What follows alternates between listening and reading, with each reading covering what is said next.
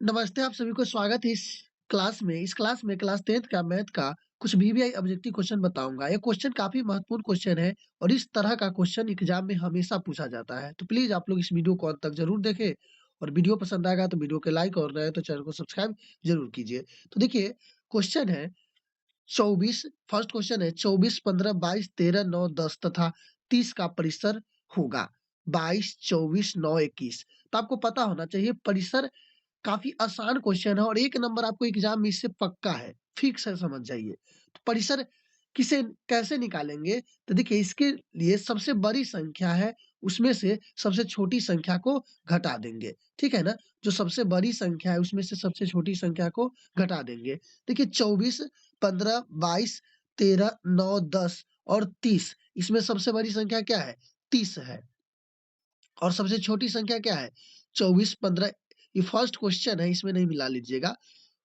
24, 15, 22, 13, 9 और ये 9 है। तो 30 में से 9 घटा देंगे तो कितना हो जाएगा? 21 यानी जो परिसर है वह 21 है। याद रखिएगा हमेशा परिसर ज्ञात करना हो तो बड़ी संख्या में से छोटी संख्या को घटा देना। ठीक है? चलिए क्वेश्चन नंबर 2 देख लेते हैं। बिंदु P -6 8 की दूरी मूल बिंदु से है। यानी आपको -6 और 8 की दूरी मूल बिंदु से पूछ रहा है। तो सिंपल है इस तरह के रहे तो आपको क्या करना है रूट अंडर भुज स्क्वायर जोड़ कोटि स्क्वायर होता है। तो भुज कितना है -6 है तो 6 का स्क्वायर प्लस 8 है तो 8 का स्क्वायर 6 का कितना हो जाएगा 36 प्लस 8 का कितना हो जाएगा 64 36 64 कितना हो जाएगा 36 और 64 100 हो जाएगा और 100 का वर्गमूल कितना हो जाएगा 10 यानी 10 इसका आंसर हो गया 10 इकाई। तो समझ गए ना दूरी ज्ञात करना हो इस तरह से दिया हो कोई एक बिंदु का निर्देशांक और दूरी ज्ञात करना हो मूल बिंदु से तो याद रखिएगा उसका निकाल लीजिएगा सूत्र रूट अंडर एक्स स्क्वायर जोड़ वाई स्क्वायर। चलिए यदि यदि यहाँ होना चाहिए था P तथा Q। यहाँ मान लीजिए P तथा Q दो अभाज्य संख्या है तो उनका मस्सा है। सिंपल है कभी भी दो अभाज्य संख्या के मस्सा या तीन अभाज्य संख्या के मस्सा या कितना भी अभाज्य संख्या के मस्सा निकालना हो ना तो याद रखिएगा उसका आंसर 1 होता है। कितना 1 जैसे मान लीजिए 7 और 9 है 7 9 के मस्सा निकालेंगे 7 एकम 7 2 बचा फिर 7 2 तिहाई 6 1 बचा और फिर 1 दूना 2 यानी हमेशा अभाज्य संख्या के मस्सा 1 होती है। ठीक है ना? चाहे कोई भी अभाज्य संख्या हो। तो इसका आंसर 1 होगा। Option number D. चलिए क्वेश्चन नंबर 4 देख लेते हैं।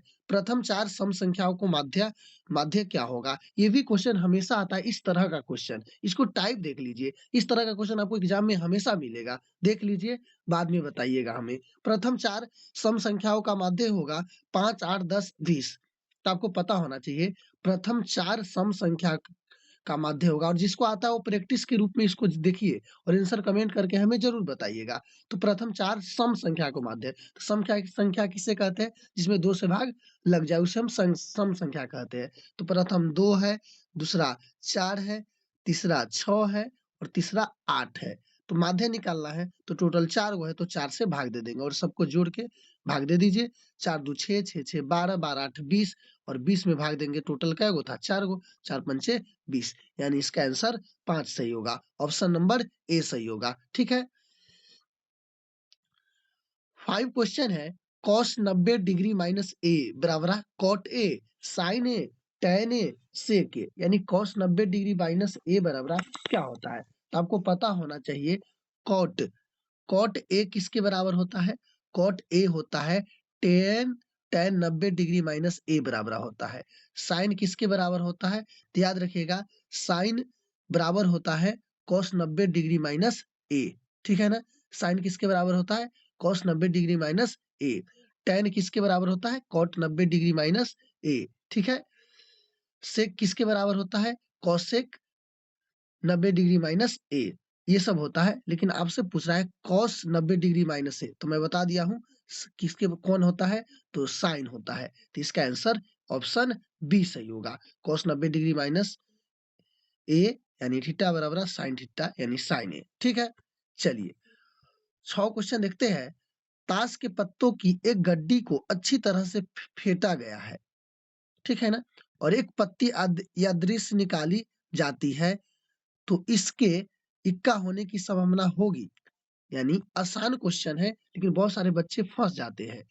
ताश के पत्तियों की एक गड्डी के अच्छी तरह से फेंटा गया हो, एक पत्ती यादृच्छिक निकाला जाए जाती है, तो इसकी इक्का होने की संभावना है।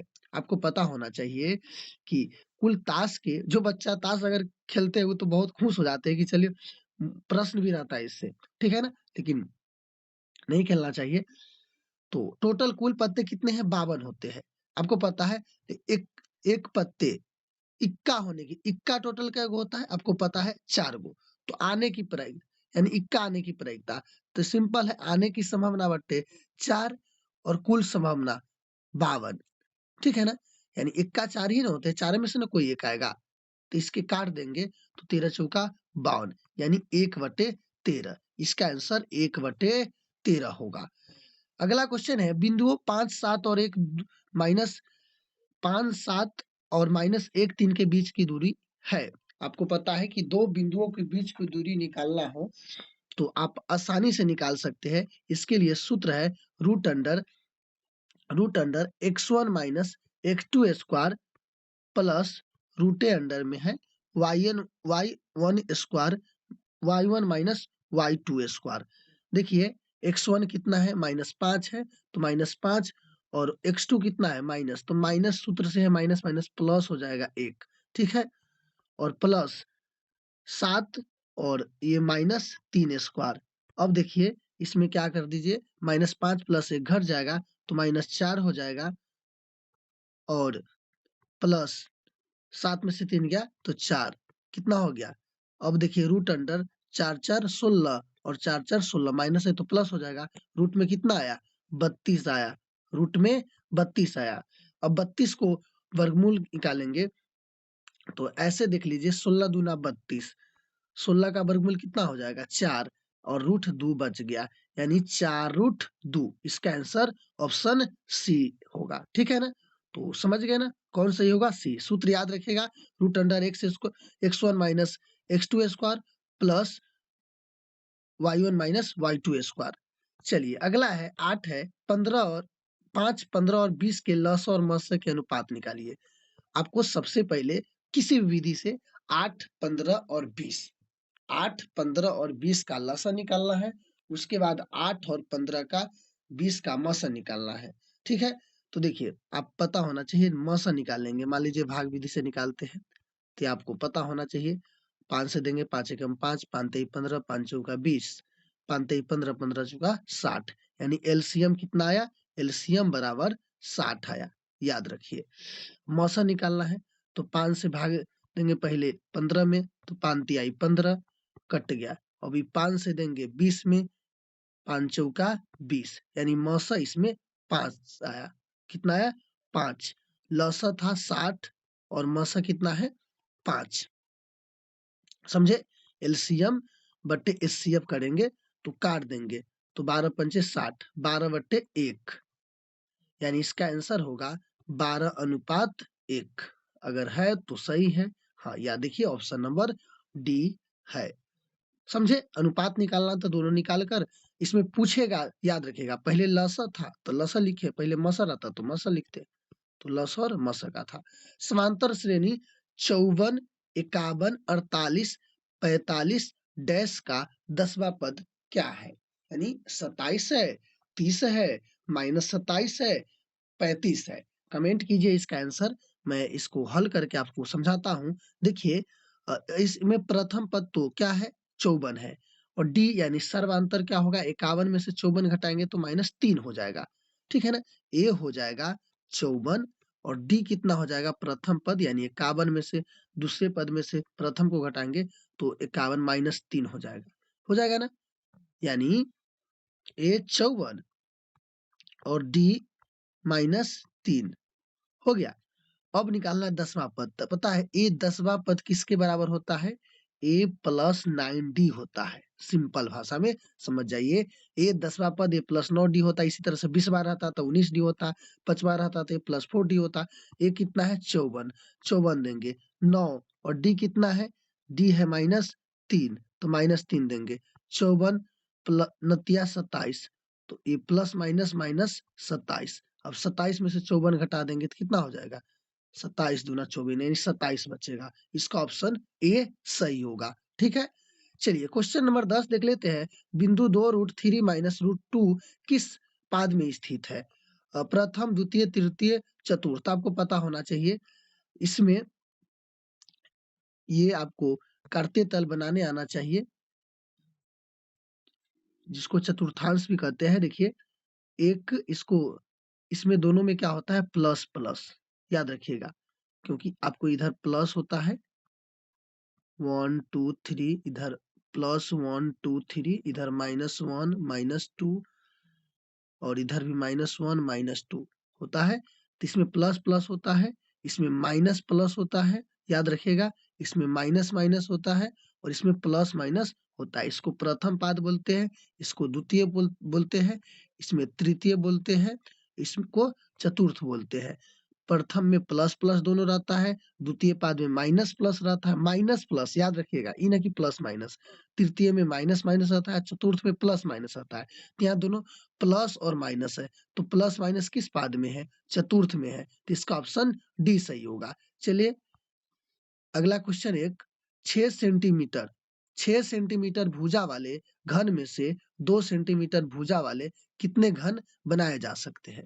आपसे पूछ रहा है कि 6 सेंटीमीटर भुजा वाले घन में 2 सेंटीमीटर भुजा वाले कितने घन बनाए जा सकते हैं? तो देखिए इस सवाल को हल करने के लिए आपको क्या करना होगा, घन का आयतन क्या होता है बताइए? घन का आयतन क्या होता है आपको पता होना, भुजा क्यू, तो 6 क्यू करेंगे, ठीक है? और एक घन है 6 सेंटीमीटर का, दूसरा घन बनाना है 2 सेंटीमीटर वाला, तो 2 इसका भी भुजा क्यू तो 2 क्यू। 6 का मतलब क्यों करेंगे तो कितना आएगा? तो 6 का क्यों करेंगे तो 6 गुने 6 गुने 6 36, 36 गुने 6 यानी 216 और 2 का करेंगे 2 दूना 4, 4 दूना 8, 8 से भाग दे देंगे। अब 8 से भाग दे देंगे तो कितना आएगा? इसका 27 आएगा। आंसर में हो जाएगा 27 घन। सिंपल है, आपको 6 सेंटीमीटर घन वाला को आयतन निकाल लेना है और 2 सेंटीमीटर वाला के निकालना है और भाग देना है, जो आएगा आंसर हो जाएगा। किसी तरह के इस तरह के कोई क्वेश्चन रहे तो, ठीक है?